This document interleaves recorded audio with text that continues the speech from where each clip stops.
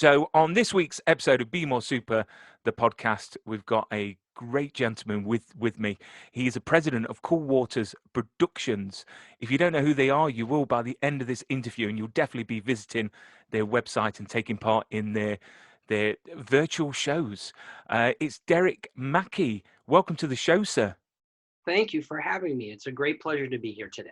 Oh, it's an absolute pleasure for me because I get to talk to you, and it's something that I'm passionate about, which is everything conventions, guests, virtual events. I just think it's fantastic. How's everything with you during this awful time at the moment with the pandemic? Well, the pandemic has been absolutely brutal for us. I mean, I know it's been brutal for many people, but when you ask me, I'm going to give you my story. And this is all that I do in my life is appearance management, and I deal with the autograph world, and the production side of my company for making movies is kind of at a standstill for the last few years because we've been focusing so much on our amazing clients like Billy D. Mm. Williams, and Doug Jones, and Kirstie Ally, and Harrison Ford, and the list goes on. So it takes a lot of time out of my monthly and weekly daily schedule to do all of those events.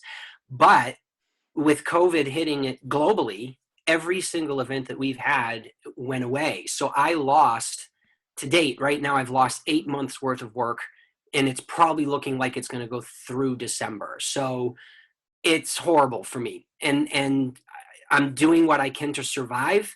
You know, here in America, unfortunately, like in other parts of the world, our supposed leader is not doing, in my opinion, as much as he could be to be helping us.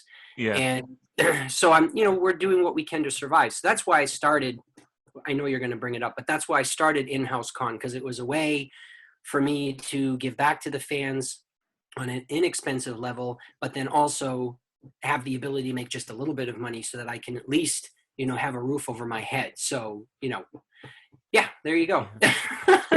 So let's lighten the conversation a bit. I mean, you know what? I suppose it's something that we can't escape. It won't be for a while. It's going to change the world in many, many ways.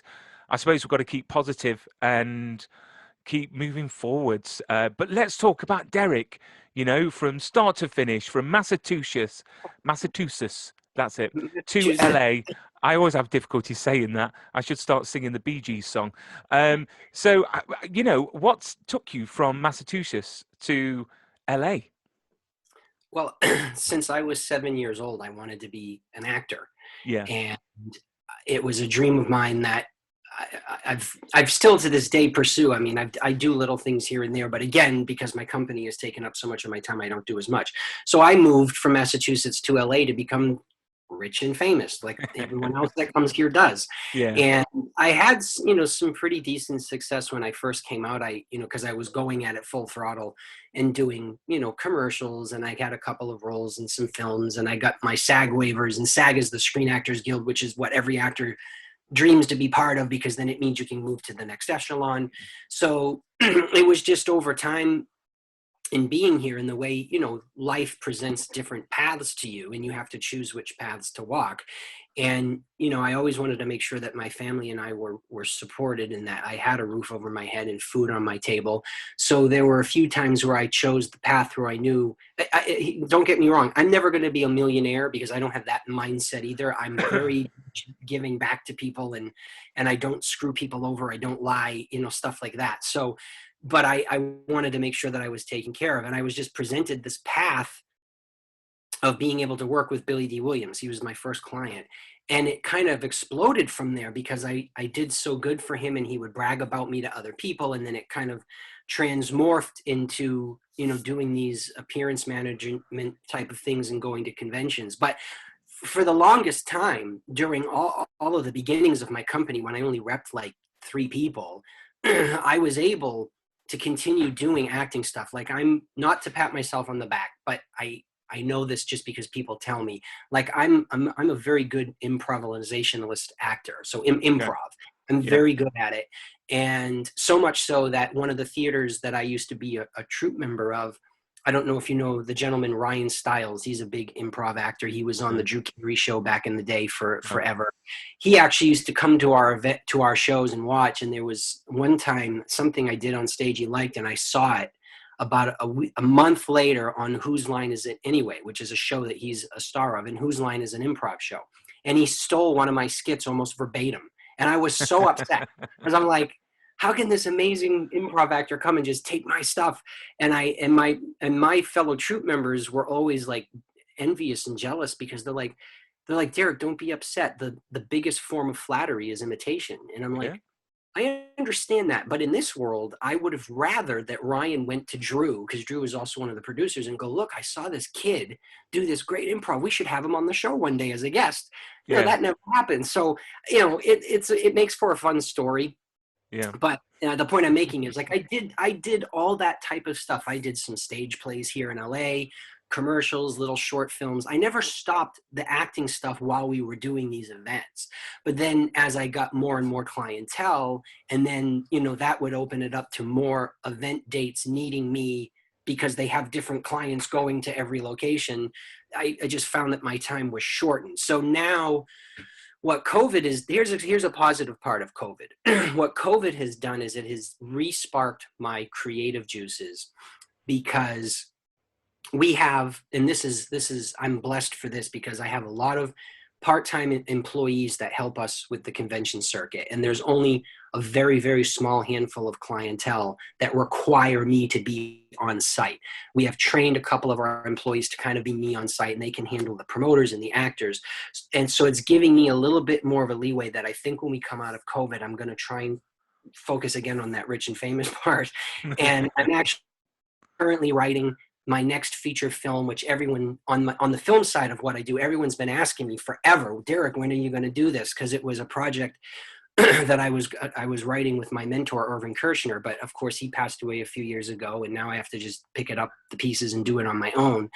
And then I'm also celebrating the 15th anniversary of my award-winning film, Instant Dads.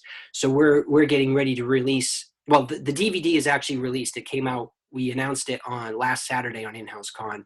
Yeah. So the DVD is available for sale now. We're working on the final paperwork for Amazon. They're not as easy as people think to get on, but we're very close. So it should be on Amazon in September. And that gave me a little bit of spark because I looked at the film.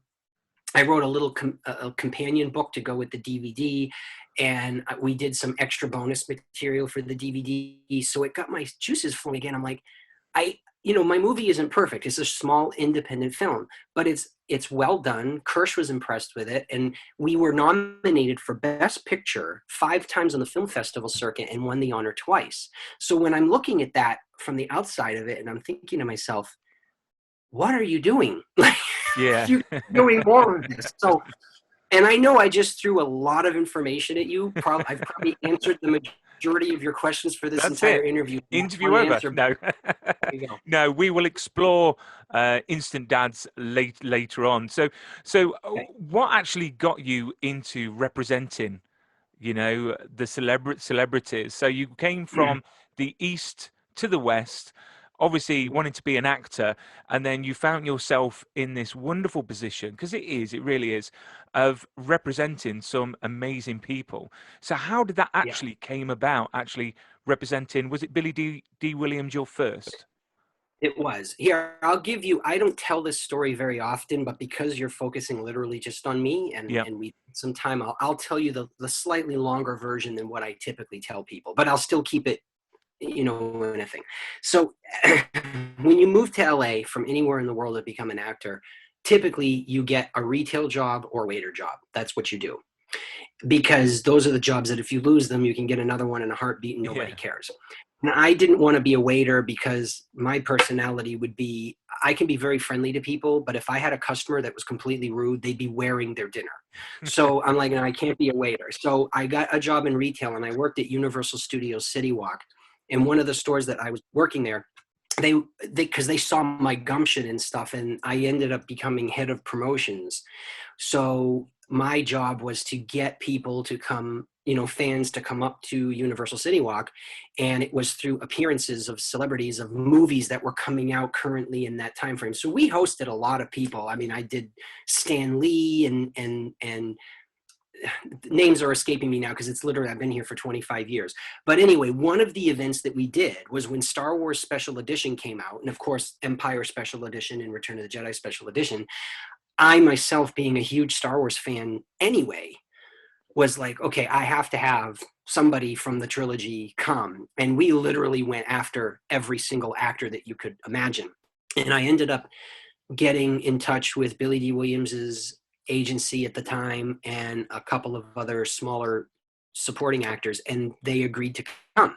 And so Billy agreed to come, and he came and he signed autographs and did the appearance. He did a little panel at City Walk, and it was amazing. And Billy was just really taken with me, and he really kind of liked me.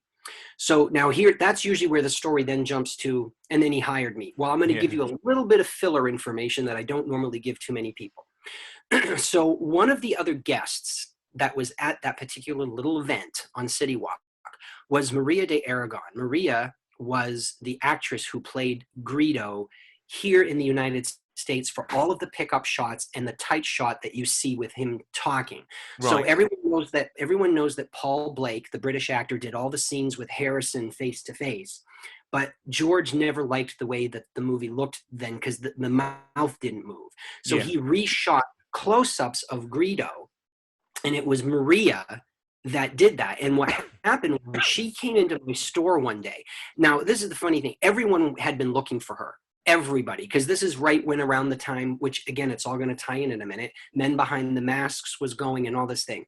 So this woman comes into the shop at Universal Studios, and she was asking me, I happened to be working that night, and she was asking me for a bunch of Greedo merchandise. And, I'm just looking at her as like, oh, it's a kindly little old grandmother who's buying it for her grandson. And, here we go. So she was with me for about an hour, and I was literally pulling any Greedo merchandise that we had in the store. And it was, we had the 12-inch doll and the little figure and the little applause and da da da da. Anyway, so when she got to the register, she went, don't you find it interesting how some old lady is buying this stuff? And I'm like, no, I think you're buying it for your grandson. And she goes, well, do you want to know a secret? And I went, yeah. She goes, well, I'm actually the actress who played this character. And my jaw dropped, and I'm like, wait a minute. And I'm flying back to the behind the scenes pictures of this woman in high heels in the Greedo suit. And I'm like, you're this woman who everybody knew that George hired for, and she's like, yeah. And I'm like, this can't be happening. And she ended up showing me some behind the scenes pictures that she had. She came in a few days later because I didn't really believe her. I'm like, wow. So she was one of the people that sat with Billy at this event at Universal. So lo and behold, Icon's Authentic Replicas, who was the original prop replica company that screwed over a lot of people, Right. money-wise, they actually were in partnership with the Men Behind the Masks tour, which was David Prowse, Warwick Davis, Kenny Baker, Peter Mayhew, Jeremy Bullock, and Anthony Daniels from time to time. So the owner of Icons called me at Universal where I worked, and it was like, I see you just had Billy D. Williams and Maria de Aragon at this event that you did. I want their contact info. And I'm like, good for you. I'm like, who are you? And something clicked in my brain because I knew who Icons was. We sold their product at Universal. I knew who the guy was. And I'm just like, I'm not giving you these numbers. So he chased me for about a month. He would call the store every day, days I weren't working, and my bosses were getting mad at me. They're like, this guy needs to stop calling you. So finally, another day he called me when I was there, and he said, Derek, what do I have to do to get these numbers from you? Hire you? And just as a joke, I went, yeah, as a matter of fact, that would be how it would happen. So he did. He actually had me come in, and I ended up working for Icons to head the division that would transfer from Men Behind the Masks to celebrity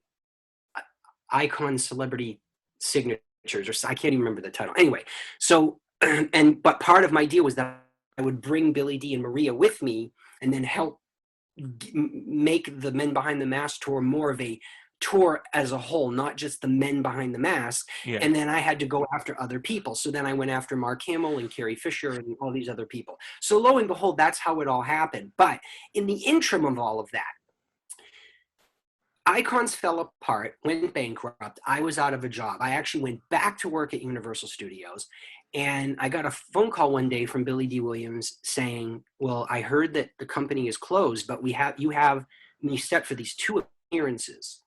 What do you do? famous actor and you're asking me what to do and I was out of a job. But that's what I was thinking out loud. I said, well, Mr. Williams, what would you like to do? And I'll hear you out. And he's like, well, if you want, why don't you just come with me and do those 2 events and I'll just pay you directly for your efforts and then we'll go our separate ways. So I said, okay. And I did it as a lark. Well, after about 6 months after the second appearance, I got another phone call from Billy. And he said, my agent just got this phone call to do in a convention. And he said, you're going to handle it for me.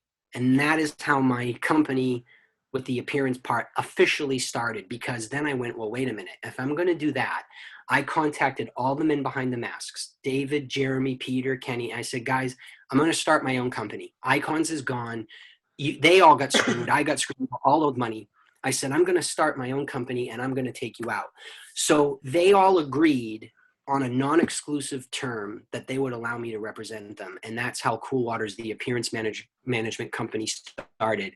And to this day, it is still going strong. We have over 130 clients from every run the gambit of movies, superhero, sci-fi, fantasy, doesn't matter. And so I'm very blessed and privileged that it was Billy who saw my ability and took it upon himself to go, you know what, I want this kid to be my rep. And then, lo and behold, he would talk about how great I was to people. Or like Doug Jones, he saw us at a convention in Germany. And I was with another client, not Billy, but another client. And he watched me for like the whole first day. And he was just like, who is this person with this actor who I've never even heard of?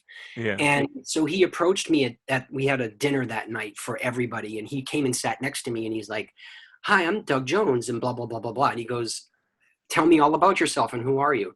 So the next day I went to Doug's table to learn like more about who he was. And I flipped out because I hadn't realized that he was the guy from Pan's Labyrinth. And to this Yeah. day, Pan's Labyrinth is my favorite movie of all time. If you'll see, I have my Pan's Labyrinth photo poster Oh, behind me signed by Doug. that's awesome. And I'm like, oh my God, that's you. And he's like, yeah. I'm like, we need to talk. I want to represent you. And he was like, okay, let's talk when we get back to LA. And when we got back to LA, he took me to dinner. And again, it's stuff like that. Like people saw me and were impressed with me or heard from other clients about the hard work that I did. And, the thing is, I did everything legitimately. I formed an LLC. I have 2 licenses in the state of California, one for management and one for publicity, PR. And we're very professional. I'm not a fan. I don't geek out. We have a business to run and I protect my clients' integrity and their brand tremendously, which upset a lot of people because sometimes, especially promoters, I mean, I love promoters, don't get me wrong, but a few times they're kind of like, oh, can you let this slide? And I'm like, no, because then I wouldn't Yeah. be doing the job, So anyway, that's the longer version of how I got into that world. So there you go. And what amazing journey. I mean, when you look back of when you was working at the Universal and someone asked you for the contact details, your ethics straight away was already looking out for these future clients because a lot of people wouldn't do that. I mean, I get messages all the time wanting the contact details of the guests that I've had on, and I would no way near pass anything on because at the end of the day, it's private and confidential, and you get trusted in numbers and everything like that. But what an amazing story, and it's great that you've got to where you are now through word of mouth, through your hard work, and obviously doing everything with integrity, which as you mentioned about promoters, I can imagine the convention world being a cutthroat industry, and it's all about the money, it's all about what they can get and not looking out. I mean, sadly, look at what happened to Stan Lee towards the end of his life. They were squeezing the life out of him, trying to earn as much out of him, which really broke my heart, to be fair. Um, but going on to conventions, so what is your actual role when we talk about conventions? So what involvement do you have with your clients? Well, my official title in the world of Hollywood for this part of what we do, we're an appearance management company, very specifically. So we're managers. We're not agents because agents field acting work, and we're Right. not rep because we're official. A representative is just someone that gets hired directly by the actor to do something for them. It's like an assistant or a representative. We are not. We are a legitimately licensed management company in Los Angeles. And when a client comes on board with us, what we do for them is based on what they ask for us to do for them.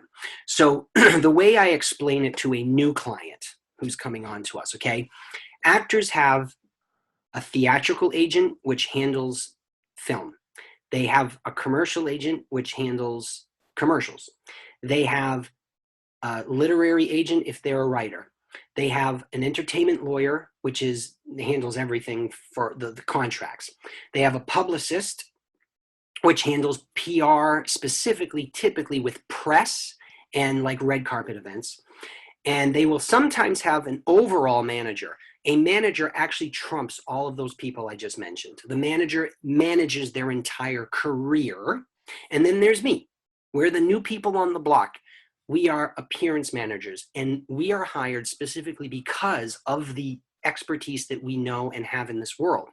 Now, back in the day, the big agents thought that our world was pathetic and that there was no money to be made. And what's sad is they've actually started having their own divisions now to rep their actors because they saw the potential now. This is only like the last 4 or 5 years. But the thing is, they do it wrong because they don't know what they're doing. They treat it like it's a multi-million-dollar movie, and it's not. It's a maybe $1 million convention, and the million means everything inclusive, not the one actor's paycheck. Yeah. And like the agents, they're screwing this industry up so badly. They instead of being greedy, but see, you have to understand, agents don't like managers. They hate the fact that an actor has a manager. It's like, because then they feel like they're being trampled on. Then they do the same thing here. They don't understand that actors need someone who's very specific in what they do for them in order to execute that part of their careers properly. So that is what we do. We handle appearance management, and their autographs are typically looped into that. And so when an actor comes to us, they go, okay, I want you to handle every mall opening, every nightclub appearance, every convention that I do, every public speaking engagement that I do. Or they say, I only want you for conventions. My manager will handle public speaking. And you just keep going back and forth until you have a thing. Now, I do actually have a couple of clients, just a couple, that we actually are their full-blown manager overall, everything, the full career. We handle any film related stuff, because we know how to do it all. It's not, Yeah. it's not that it's not hard, it is. But sometimes it's just easier to be very specific on one thing. So when actors come to us, we tell them what we can offer, and we tell them what we feel they need from us. See, that's the other thing, is I'm very honest. I will tell, especially if it's a well-known actor, I flat out tell them, look, I'm never going to field an acting job for you. That is not what I do for you. That's what your agent is. But I said, honestly, your agent's going to screw up this world. So what you need is you need me. And I tell them the same thing I just told you. You have this, that. And they go, oh my God, you're right. I never thought of it that way. So, that's how they'll say, okay, then Derek, this is what you're specifically going to do for me. And I'm happy with whatever they choose. And the really good thing with us that I pride myself on is the fact that, Billy D. Williams was my first client, and he is still my client today, 25 years later.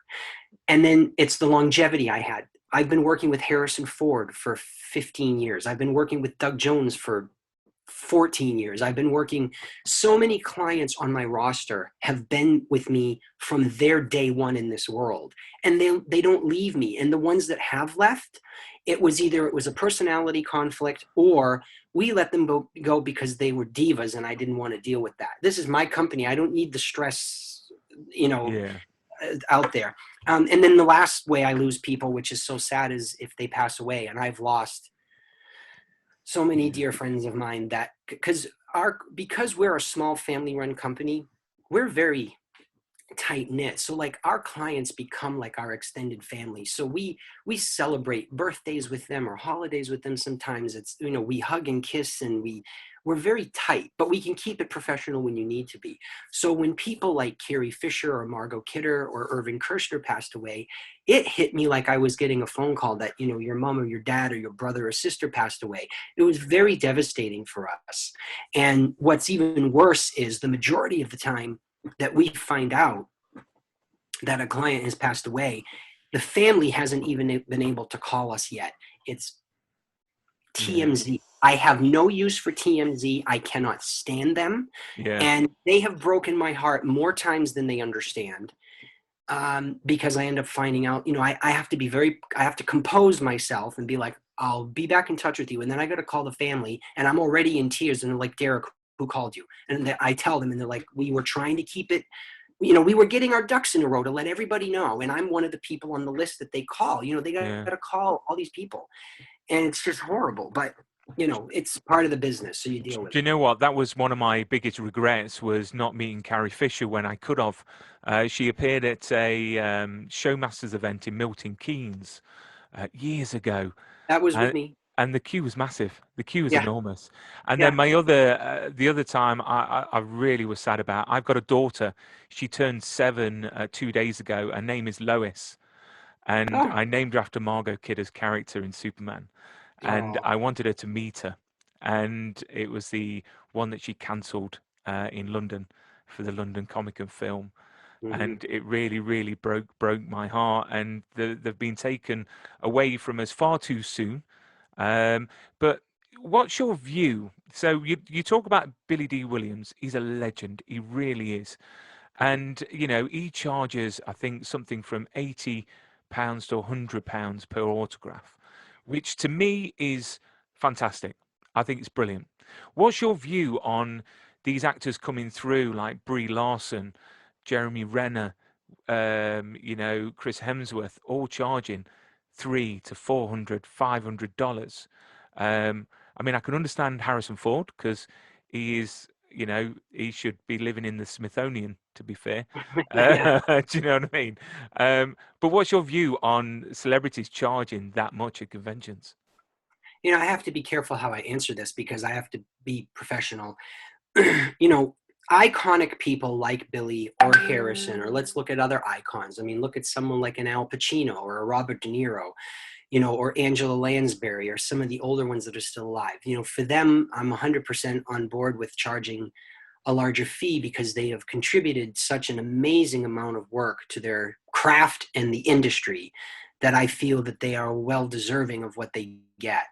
The newer people that have come along, what I don't like is I find it that some of it is they are not in control of it. It's the agents. Right.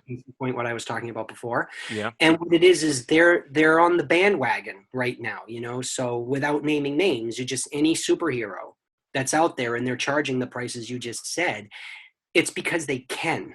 It's not because they may or may not be worth it. It's because they can. Does that make it right? No. But if you're going to charge it and someone's going to pay for it, then your point's kind of been made, and it is what it is. I feel that you need to earn your price and you need to earn your place in the industry. And I don't think just because, hold on one second. So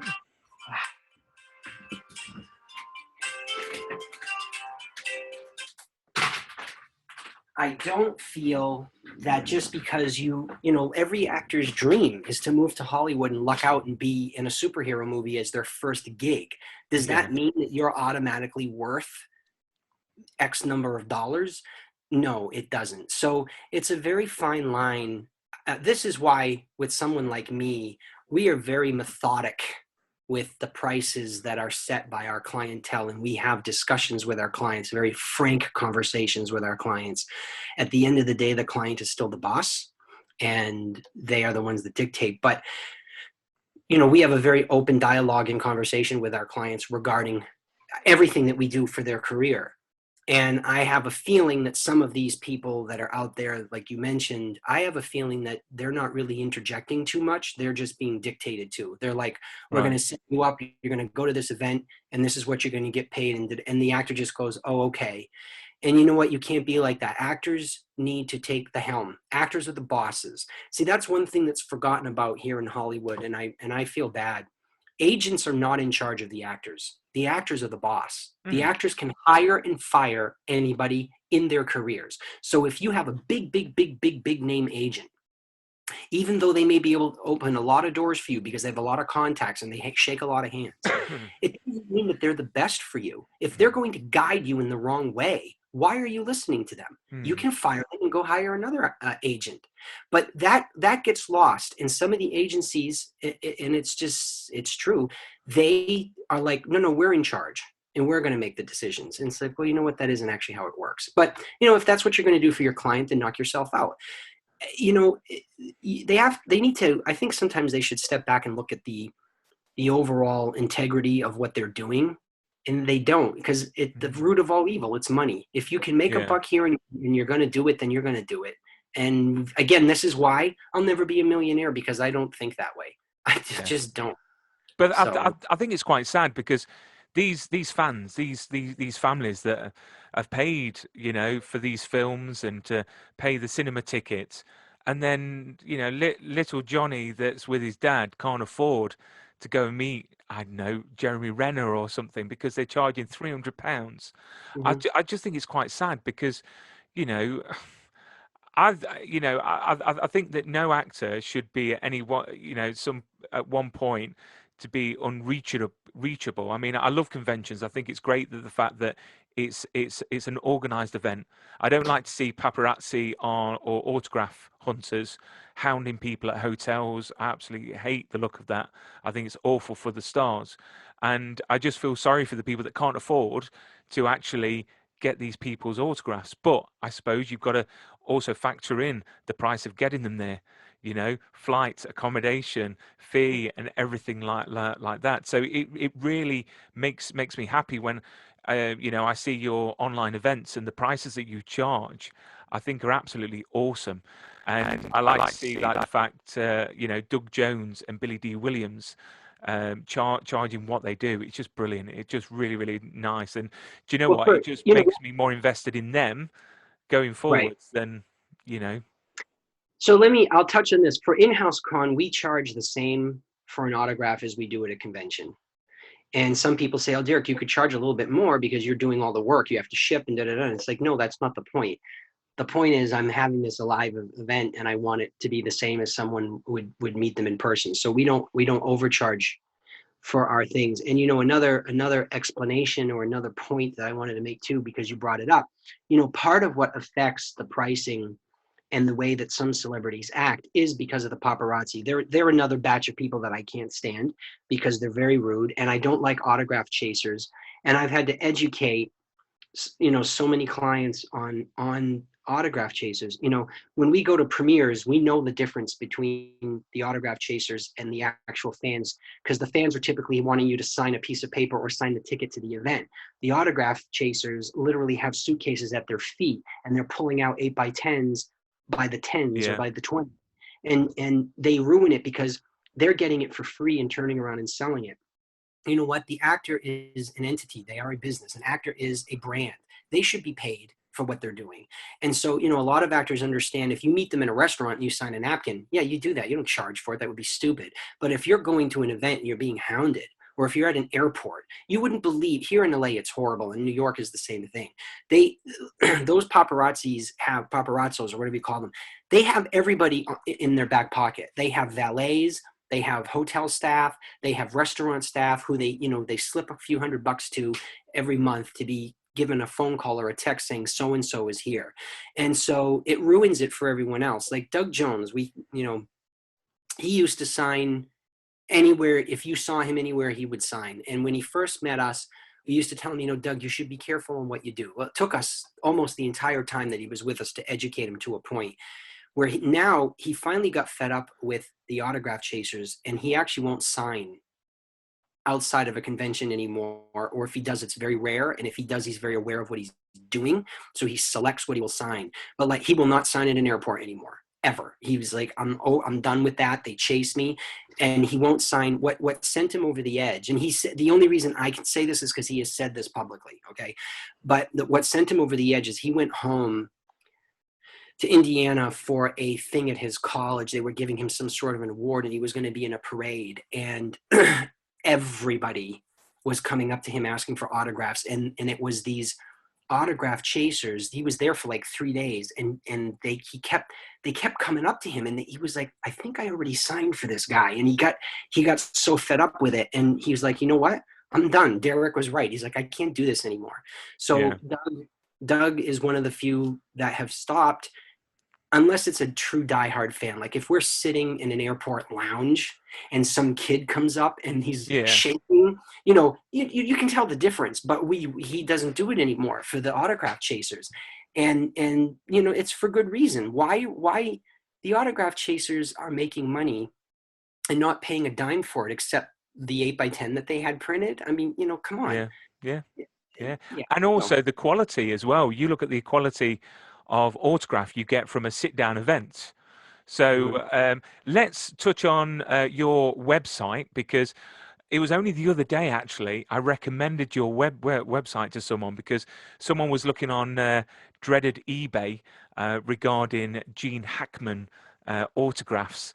And I said to them the only place that I'd get a genuine Gene Hackman autograph would be from Coolwaters Production, because you know where the autographs come from. It's a reputable source, and your website has got hundreds of autographs, which is fantastic. I mean, where do you actually get them all from? Are they all from signings that you've had in the past? Yeah, Cool Yeah, Waters.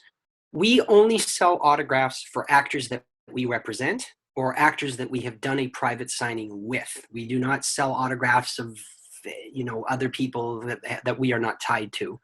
And and the reason we do that is to hold our integrity. You wouldn't yeah, believe people that come to us, because we do send-ins when we go to conventions, and a fan will look at the convention website and see that not just my client is going, but all these other actors are going, and they'll like ask us, can we send you stuff to have these other actors get signed? And we're like, they're not our clients.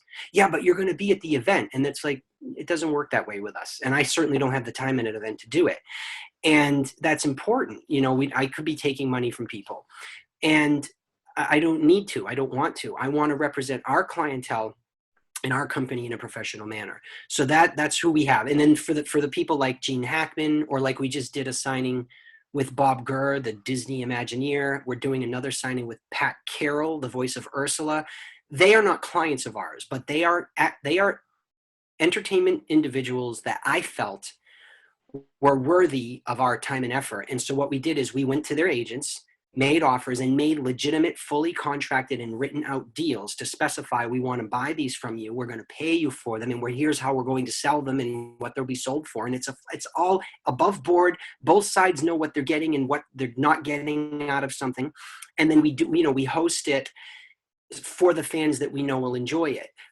And it's not to say that I wouldn't host other actors like that as well, but I also try and pick and choose the things that interest me. I'm a huge Disney fan, so yeah, Pat Carroll and Bob Gurr were really important to me. I've had other managers or agents come to me and go, "Hey, I rep, Joe Blow celebrity," and they're like, "Would you do a signing with them?" If they're of no interest to me, I will flat out tell them that particular person just is of no interest to me. So no, but thank you for offering. Bring me other offers, and who knows. yeah, And that's important. We try to do the right thing for the fans, and we try to make our signings very specific. We try to take pictures during the signings and include pictures when we can. And we used to do our own certificates of authenticity, but now we've joined forces with Beckett, which is a highly reputable company. And we want to do things above board and make it right for the fan, so that the fan knows what they're getting is real. Forgeries are the worst thing out there. That's why when you said the dreaded eBay, I have seen so many people blow money on eBay, waste money on eBay, because the yeah, autographs they're buying were forged, and oh my God, it breaks my heart. I have fans that come to conventions with a Star Wars poster that's signed with the really hard people to get: yeah, Harrison, George, John Williams, Frank Oz, James Earl Jones. And when you see the posters, because I've worked with some of these people, I know what the signatures look like, especially Harrison. He's a client of ours. If I see a fake one, it breaks my heart, because I'm like, you do realize that these are fake. And I hate to say this to you, but where did you yeah, buy it? And did it come with a letter? And because it's like, I don't want to take your money and have now a legitimate autograph added to it, and your poster is literally worth nothing because you have forgeries. I've had some people who have gotten mad at me and told me off, and I think it's because they either forged it themselves or didn't want to accept yeah. the truth. But we've had other people who, I mean, they're very distraught. You can see it. Their face drawn. I'm like, oh my God. Oh, But they were very thankful that we stopped them, because they were like, you know what? I actually have a certificate at home and it says it's guaranteed. And I said, perfect. I will write you on company letterhead, my company letterhead, stating the fact that the signatures that we know are of our clients that are fake, that they're fake, and to demand a refund. And normally what we'll do is we'll tell them, like, let's say at our booth, we sell posters or pops or something like that. As a courtesy, if the person's really legit, I'll tell them, look, you still have to pay for the signature, but I'm going to give you this poster. You don't have to pay me for the poster. Pay for the signature, get it signed right here by Billy D, and then go around the room and go to other conventions and get all the signatures directly on your own. I try to do the right thing for the fan. And sometimes I get praised for it. Sometimes I get bitched at it for it.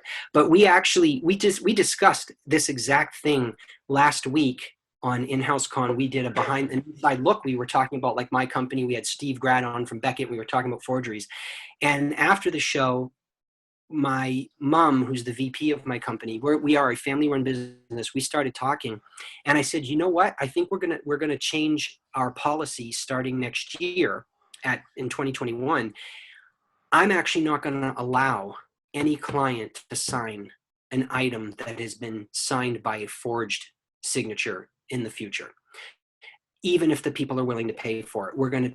It just goes against, we already do it now. We won't certify posters that are forged by other names, because then if we put a sticker on it for our client, it kind of gives relevance to the forged signature or value. So we don't do that already. But my mom and I discussed it, and she's like, you know what? You're right. Don't let clients sign forged stuff. It's not worth it. So starting next year, and I know we're going to piss off a few people, but if they really stopped and thought about why we were doing these things, they'd understand the reasoning behind it. I have morals. I can't do it. So yeah, we're going to start doing that. But I digress. It's where are we? I don't even know what question you asked me. How we got on. So it was about your store and autographs, and obviously genuine ones. Because I've got a lovely one here that's one of your limited edition ones. Yeah, that's a great one. Yeah, so it's awesome, and you've got some lovely Margot Kidder ones that I'm eyeing up.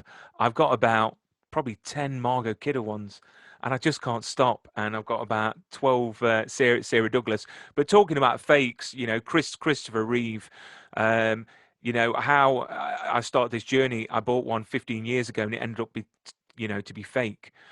So I spent the last God knows how many years studying his autograph, looking at the styles through the years, and I've got quite a few now in my collection. So I'm really happy about that. But it's definitely buy from reputable sources. And so if people want to get autographs now in this pandemic, conventions aren't happening, but you've started In-House Con, which I think is an awesome idea. And you've had some amazing ones. You've had Aliens, Teenage Mutant Ninja Turtles, you've had Superman, Good versus Bad, and you've got Hellboy coming up this weekend. Yes, with Selma Blair and Doug Jones, which let me just put this down. I've got to say, every time I explain who Doug Jones is and who he played in Labyrinth, I've got to do that. Yeah. Yeah. But yeah, so that's happening this weekend on the 30th of August, and you can go online. But you've also got one coming up for V, which gave me nightmares when I was a child. I've got to say, I quite like the remake though. But that is Jane Badler, Frank Ashmore, and the lovely Sarah Douglas. That's going to be taking part on the September the 12th. So what started you to think about virtual cons? Was it the pandemic and then thinking, what can I do and be creative? Yeah. No. It was originally the pandemic. Back in March and April, we got approached by 2 events that said we're gonna try doing virtual events, and they told us what the deal was. And I kind of looked at the deal and I'm like, this is a horrible thing. And then I slept on it for a couple of days, and I'm like, wait a minute, I could do this. What? So one of my clients did one of the events, and he told me how it went. And I said, you know what? I said, we're going to do it, and we're going to do it my way, because I'm a perfectionist and I like things. I mean, you see the production value, and the value has only gotten better. The production value has only gotten better over time. we really try our best to do an experience that people are going to remember. So really how it started was because of these two events that approached us. They offered us horrible deals, and it just got me thinking, going, well, wait a minute, why would we do it for someone else for a horrible deal when I could do it myself and reap all the benefits, and my client reaps all the benefits? So I reached out to a few clients, told them my idea, and they said, Derek, for you, we will do anything. See, that again, that's That's integrity. nice. They did this for me. And Yeah. then as we started gaining momentum, and like the thing is, here's the thing, everybody who has watched the show has raved about it. Every client who has been on the show has raved about it. So I'm doing something right.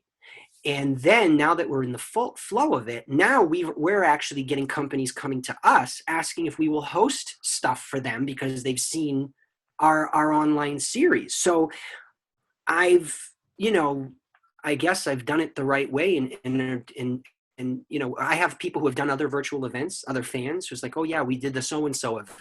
Again, I don't like saying names because I don't want to, insult anybody, but they're out there. If you find them, you'll figure it out. And all of them come back to me and go, Derek, you're the only one that does it the right way. We enjoy yours. We advertise as ours being an hour. It typically goes an hour and a half, sometimes 2 hours. We make sure that when we get the autographs done, that they're done, they're all Beckett authenticated. I have the clients call me in video, while they're signing so we can witness it. And that's the one downfall is we have fans who are so impatient. I think they literally think all my actors live in a hotel somewhere for all their lives, because we have, typically 4 actors on per episode, and I have to mail all of the photos to them, have them sign them and get them back to me. And then because some of them have double signatures, I then got to take those and mail them to the next actor. It takes 30 days. I'll have fans a week after the event going, where's my autograph? And it says it on the site and it says it on the order. Please be patient. It could take up to 30 days or more for your autographs to arrive. But, that's just one of those things we try to laugh off and poke fun at it during interviews like this. But, we try to do it the right way. And we've had some, I think we've moved them on. Do I have... Hold on, let me look. And obviously, they're not considering it's a pandemic at the moment as well. So all the postal service is going to be slightly affected. Oh, they're horrible, the post office. But like here's one of Rick Farmelo, right? He's a Disney animator, so he did LeFou and Beauty and the Beast. Oh, that's awesome. And it was fine. And then it's got its Beckett COA there, right? And then there's an actual picture of Rick signing that actual photo. Oh, that's awesome. And then it comes with its matching, thing. So this is how we try to do all of them. I mean, every blue moon, some of the actors, we can't get the exact photo of them signing that exact, because sometimes they have to sign, more than one, but we try, this is what a package ends up looking like. And again, what's interesting is that at a convention, we're only charging at in-house con, we're only charging you for this part of it. We don't charge you for this part of it. And at a convention, this part costs $5. Well, for the Beckett. So it's a little bit better deal to do it through in-house con. But again, it was trying to give fans an experience during this pandemic because we were all going crazy. I mean, I was literally sitting here at home going, I don't know how I'm going to pay my mortgage. And I figured, let's try this. So, and I can tell you this, I'm not paying my mortgage through this because we don't make that much money. I'm paying my groceries through it. But my clients have all been so gracious. And I've got we're already working on, we've got September out of the way, which this is what I was going to ask you. What have we got in the future? Well, here, I'll give you a scoop. I'll give you an exclusive scoop. You're going to know this because it's not even on my website yet. Excellent. You're getting an exclusive scoop. September 5th, we are actually joining forces with Dragon Con here in America. I don't know if you know Dragon Con, but yes. Yeah, they're the second largest outside San Diego. So we're merging for Labor Day weekend for Dragon Con. So we will not be hosting the panel on In-House Con directly. It's going to be hosted through Dragon Con. And that one's actually going to be Hocus Pocus with Doug Jones as the headliner, and then Tobias Jelinek and Larry Bagby, the 2 bullies from Hocus Pocus. They're going to do a panel. They're going to do live video chats on that Monday, and they're going to sign autographs. And then on September 26th, going full back onto In-House Con, you mentioned the 12th, we have V, which is selling very well. On the 19th, we have the Knights of Ren from Star Wars Rise of Skywalker. We have all 6 of them on. On the 26th, this has not been announced yet. We are going to have 4 of the cast members from A Christmas Story. Yes, yeah, Yeah, and those. See, that's one of the ones. They're not clients of ours. yeah. Scotty Schwartz, who's one of the actors, he's a friend of mine. He's been watching my event. He came to me and he's like, Derek, I want you to host an event for us. So I said, okay, I will. And then let's see, October on the 3rd, we're going to have a Star Trek theme event.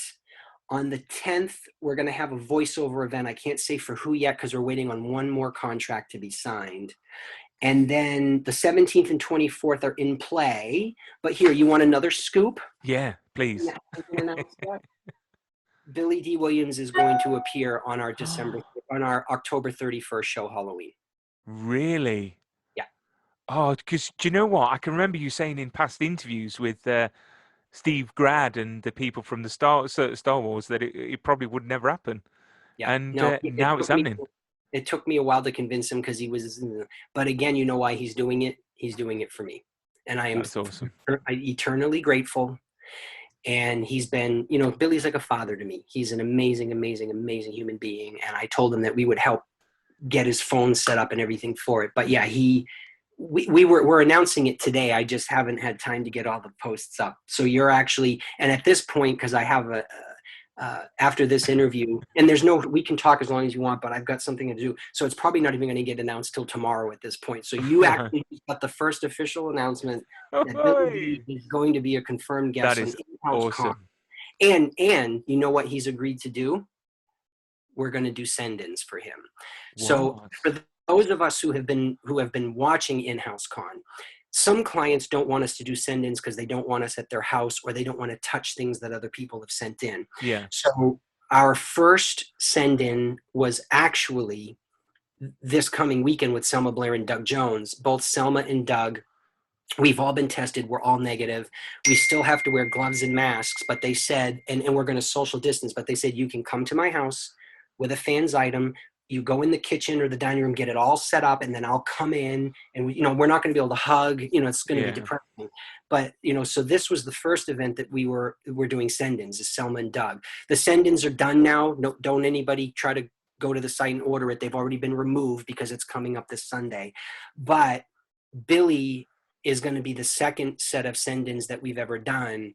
And again, that's because Billy hasn't left his house since the pandemic started, and neither have I basically. And what we're going to do again is he's probably going to come to my house, because I have a big backyard with a huge table. And again, he'll be able to be spread out and not be near us. But yeah, he's going to allow us to do send-ins. So it's unprecedented. I mean, in the pandemic, for fans to be able to get stuff sent in, I'm very happy. I can't do it with all clients. I'm unfortunately, especially clients that are not local. Yeah. I cannot do them with people in the UK, which fans don't understand. Like, well, can't you just mail it to them? It's like, yes. Do you not understand that a $5 photo to be mailed to the UK actually costs $20? Like it's very, and with the pandemic, everything has been slowed down. Normally I can mail something to Canada for some of the Star Trek Discovery crew and have it back within 5-6 days. It's been taking 3 weeks. So I can't risk it with someone's prized possessions. When we do send-ins, anytime we've done send-ins in the history of our company, they are always in our possession. The only time they're not in our possession is if we've mailed a bunch of it to an event because we're going there, or it's in our luggage checked under the plane. But still, in that sense, it's with us. But we try to do that, especially with the more high-end collectibles, the rare figures or the statue bases.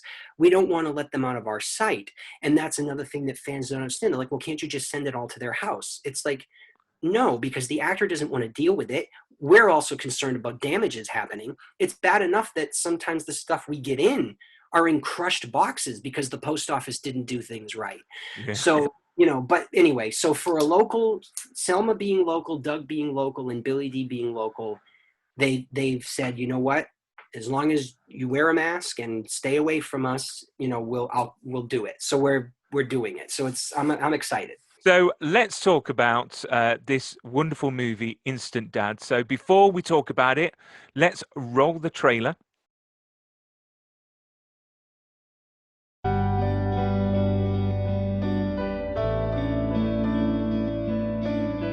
So many years, so many roads I've traveled.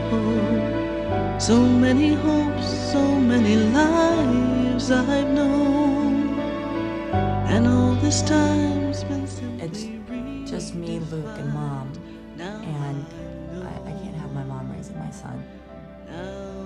I think it should be his father. I know. I just don't see why you won't let me raise him. It's important for boys to have male role models in their lives. I remember kids in school who only had one parent. It's rough. Whoa, whoa, whoa, whoa, whoa, where are you going? Peter, I can't do this. I don't know what the hell I was thinking.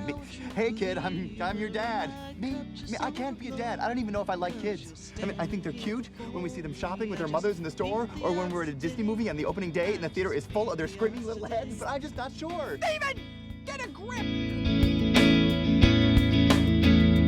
Look out, And one night I find out my boyfriend has a kid and an ex-girlfriend. You know what, while I'm on it, why did you keep that little tidbit from me? It never came up. It never came up? I can do this, yes I can. I can be the parent I never had. So it's hard and yet it's easy. I just can't believe he's here. Who'd believe it? Well, just see. You mean I have to choose to live with Stephen and Peter? If that's what you want.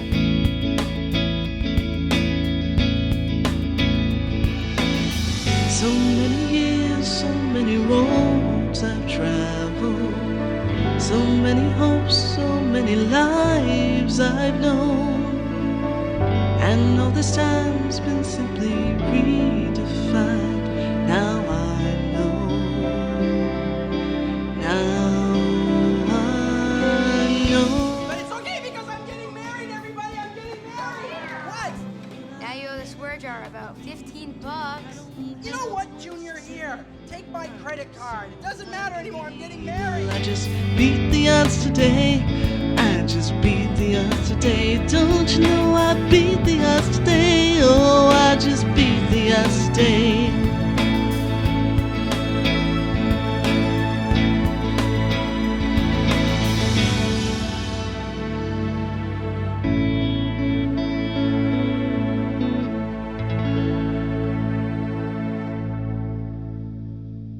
What a wonderful, wonderful trailer. Do you know what? I haven't seen it yet, but I will definitely buy the DVD, because it's one of those movies from the trailer. It's a very powerful and beautiful story. I've got to say, I cry at literally every movie known to man. I just watched a movie with Max Martini in it called Sergeant Will Gardner, and I was watching it at work, and this woman came up to me in my car and said, "Are you okay?" Because I was crying. But this film looks like definitely it's going to be a tearjerker, and what a beautiful story. How did the film come about? Certainly, right.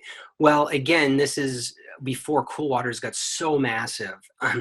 When I lived back in Massachusetts, and again, wanting to be an actor, I read an article with Robert De Niro, and he, in this article, or it might have been a TV interview. No, I think it was an article. Doesn't matter. He mentioned that actors have to respect the people behind the scenes, because without them, the actors wouldn't be famous and the movies wouldn't exist.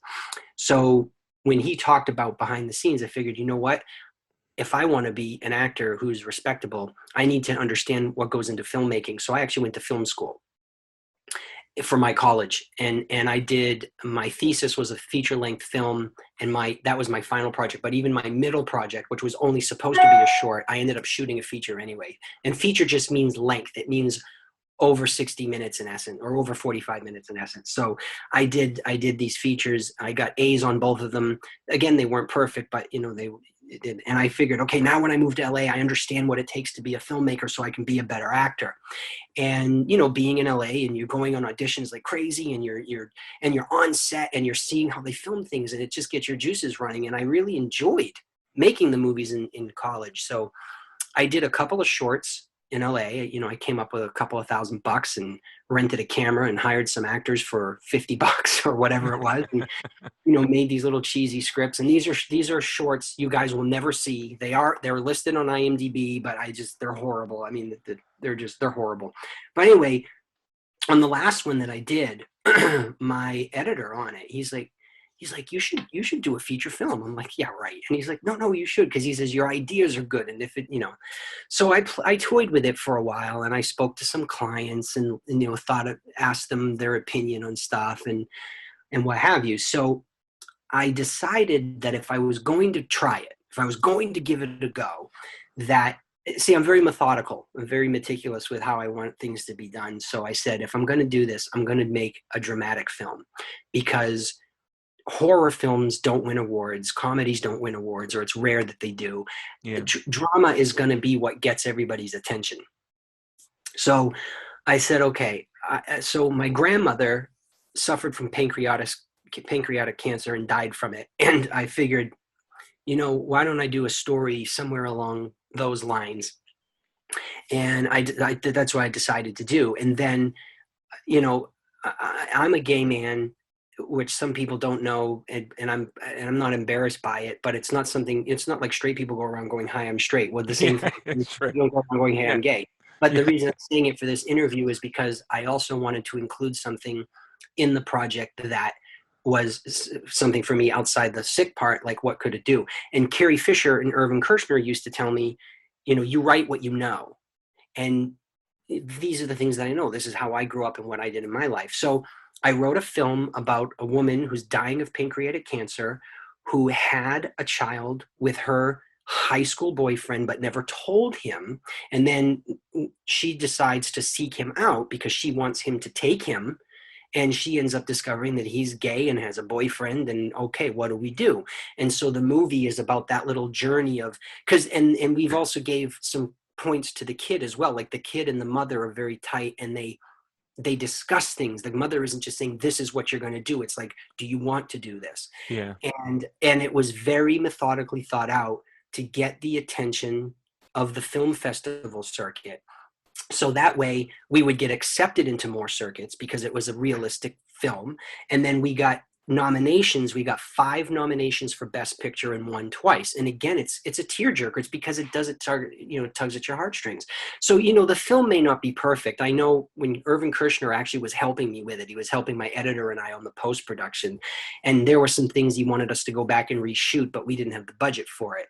And so he told us tricks to use and maybe get rid of this scene and it'll help fill things in more and what have you. And it was a film of passion and love. And we did it, this is the other thing, like people talk about, young filmmakers and independent film. And so many independent films are guerrilla style, which just means you don't have permits for any. You just kind of take a camera, go stand out in the street and shoot. We didn't do that. We did everything 100% legitimately. We got permits for everything.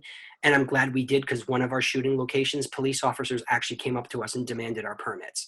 And we got, we had to get insurance on it. And because we were doing that and we wanted good actors, we wanted really good actors in our movie, we hired some of our cast, not all of them. Some of the cast were Screen Actor Guild members, and they required insurances and deferred payments. And so it was a very thought out thing on all sides, pre-production, production, and post-production. And I'm glad that we did it that way, because it did, as I said, we won awards. And this year is the 15th anniversary of our film.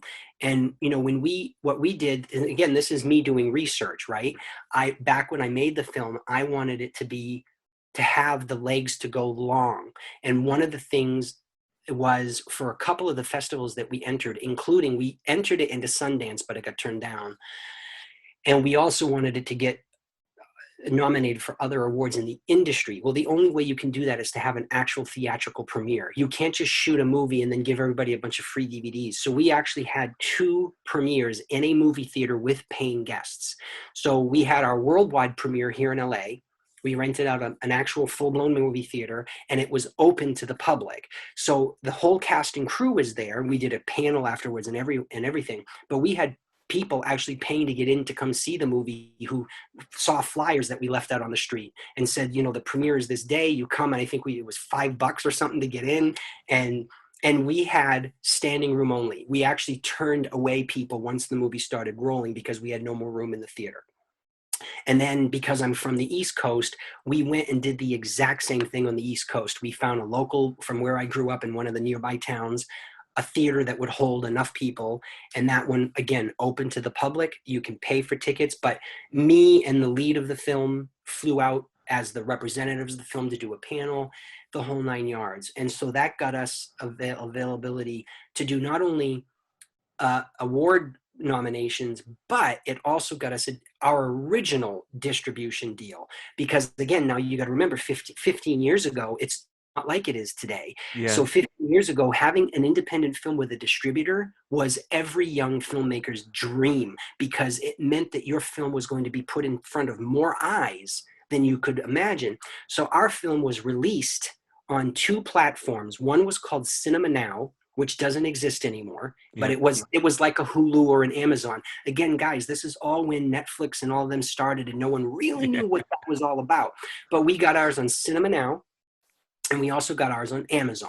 And so it was legit. And that deal lasted 3 years, and then the distribution contract was expired. And sadly, I never saw a dime from the distributor. They ended up keeping all the money, which is sad, but I still had to pay all the actors their deferred pay for the SAG agreement to get the distribution done. But it's fine, because I am proud of this film. And so now, 15 years later, being at home with COVID, I was going through some old footage that I had on discs, and I'm like, wow, we could do like some extra bonus material. And it gave me a purpose during COVID to say, you know what? I love In-House Con. I love Coolwaters Productions. I love all my clients, but all my family are like, Derek, you've forgotten about you. You know, you're not focusing on you. And this gave me another thing to focus on. So I said, you know what? I'm going to do a special edition DVD with new bonus features and a collector's book. And here, I'll show you the book in a second. And then we're getting it on Amazon. Again, we went back to Amazon and said, look, we were on your platform once. Like if you go to Amazon today, you can put in Instant Dads and it just says currently not available, because we were available once on the platform. So we went back to them and said, look, the rights have reverted to us. It's ours. It's mine. I own it. I said, this needs to be back on now. So they said, well, we can do that. But one of our new requirements is that you have to have closed captioning. So that's one of the things that's being worked on right now. And then it needed a new format for the file. And so the house that's doing the DVD duplications, they're giving me the master file in the proper format to give back to Amazon, because the file is different than it was 15 years ago. So all of that is coming and is in play, and I'm jazzed. But the thing that's exciting about the DVD is that the first batch that we did is going to have a collector's book. And again, now I understand my movie is not Star Wars. It's not Star Trek. Who cares? Collector's book. What are you friggin' talking about? It is a dramatic film. Okay. And if you buy one, you're going to need tissues. I'm telling you, but I'm just very big on making things special and giving that extra little push. So what I did was I wrote a welcome letter. I put some pictures that have never been seen before into the book, some behind the scenes, some shots that were from deleted as the entire shooting script with my handwritten notes. And I did it more for the film buff, not the person who just likes to watch anything and everything, the true film buff who appreciates any type of film and wants to delve into it, and or for other young filmmakers that are out there who had the same dream that I had. I want to inspire them. So if I can provide this little bit of extra information, I'm hoping that it'll give somebody that break. There we are back. So I wrote, so the book is going to come attached to shrink wrapped with the DVD. And again, it's got some great, never before seen pictures. It has like our original poster artwork. Like the cover is actually one of the original poster designs. Right. And then inside there's another one that's hand drawn, and then it's the one that we had. And then it's got, some never before seen pictures from behind the scenes. It's got our entire shooting script from beginning to end with my handwritten notes from editing and from on set going. There's one scene we were supposed to shoot in a hospital, and on the day before we were supposed to shoot in the hospital, the place that we had, they pulled out. My producer, Victoria, was devastated. She had to call me and go, Derek, what are we going to do? Because we had all the actors lined up and everything. So I spent that night rewriting the entire screen on paper, and then going into the script, and it's all there in my red notes, rewriting the scene that she was going to die from home rather than in the Right. hospital. And I didn't give anything away, guys, because on the trailer she dies, there's a casket in it. But Yeah. anyway, and then so I talk about some of the things like the Robert De Niro. I have a big letter that I wrote to film buffs, and I talk about the Robert De Niro thing, and I talk about my mentor, Irving Kershner, which I have a picture of him and I in there. And then every DVD, this is the other bonus, every DVD will be signed by me, and the book is signed as well. And yeah, so there you go. It's a project of love. And again, it has inspired me now to go back to some of my notes that I had done with Irving Kershner, because he was so impressed with this film. Like he was like, I can't believe that you did this. And because I had never told him, being his rep, I don't use people. I never told him I wanted to be an actor or a filmmaker. It came up at dinner, and I explained it all in the book. And he's like, why didn't you ever tell me that? He's like, I would have helped you. So he was going to help me on the next film, and then he ended up passing away. So I've gone back to my notes, and I'm currently right now writing my next feature film. And I've already got 2 other feature films up here, and one of them was actually going to be co-written by Margot Kidder. So I'm going back to her original notes with me to write. That'll be after the one I'm writing now, and then I've got another one that I want to do. So, how are they all going to come to fruition? Who knows? I don't know. Right now, I got to find producers that are willing to stand behind me. But I did it with that film. The Instant Dads was a passion project, and I jumped through hoops. Parts of it were filmed at Universal City Walk. And you know why? Because I was so passionate about it. I went to the big bosses at Universal. I pitched the idea to them, and they're like, Derek, we support you.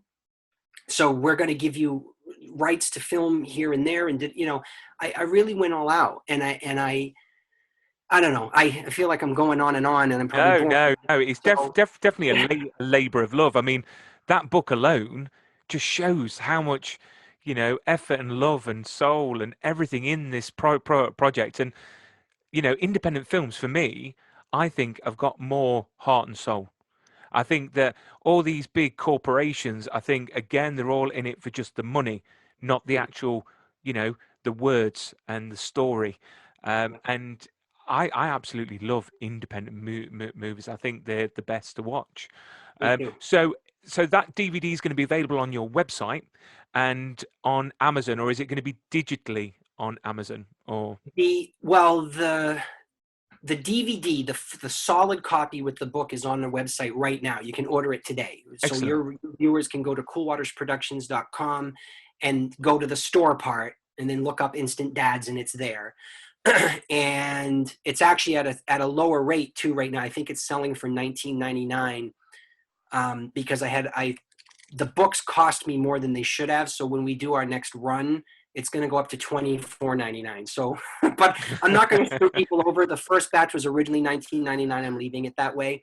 Amazon is going to be digital, because unless you're one of those big budget films that you're talking about, they don't offer the DVDs, because they'd have to buy all the DVDs from me in a batch of like 1,000 or 10,000, whatever. Yeah. And they're not going to do that for certainly for a film that's 15 years old.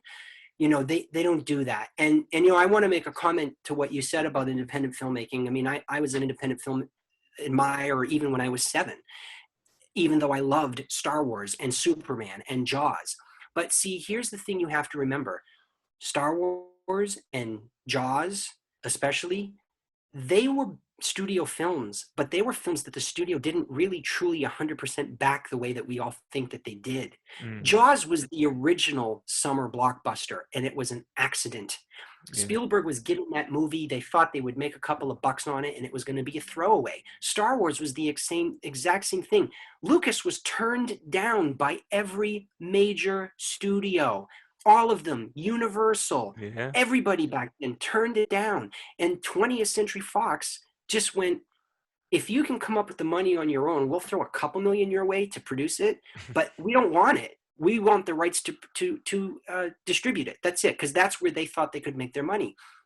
So in essence, Jaws and Star Wars were a version of an independent film Mm. because it was one man's belief with one man's vision, and they had people that believed in him that moved forward.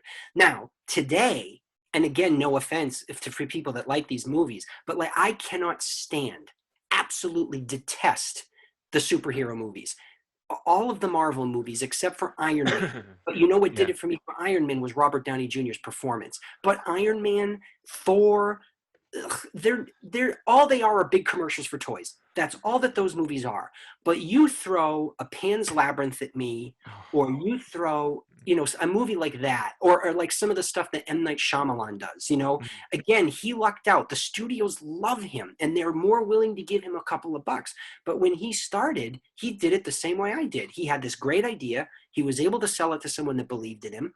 And it just, you know, with he lucked out and got the bigger studio deals. But that's what all independent filmmakers are looking to do. I want to tell the story I want to tell. I don't want to tell a 2-hour commercial. I just don't. Yeah. And that is what's great about in independent movies, and especially if you write and direct it, you can do whatever you like. And obviously, you know, Instant Dad's available on your website and soon to be Amazon Digital. So, Derek, thank you so much for this interview. I had a blast. It's great talking to you, and I'm looking forward to the in-house cons coming up. So, everyone, visit that. Social media. Where can people follow you on that Yeah, in a non creepy way? I mean, no, absolutely. No, it's called shameless self-promotion, right? Is what it is. So our handle is the same on all digital platforms: Twitter, Facebook, Instagram. It's at, you know, the little at yep. symbol, Coolwaters Prods, and it's Coolwaters with an S, Prods with an S. So Facebook, all of them, it's the same thing. And if you can't find it, you go to coolwatersproductions.com. That's where your viewers and listeners can find information about all of our clients and any appearances that they're making in 2021. And then anyone who wants to be part of the virtual event, all the information is on coolwatersproductions.com, but it also has its own official website, inhouse-con.com. And yeah, so they can go to any of those websites or social platforms, and we're blasting all the time. So That is excellent. And I'll keep sharing it on our social media as well. Derek, thank you so much. You keep safe, look after yourself, and stay super as you always are. Thank you. Thank you. I appreciate the time. Stay safe. Take care now. You too.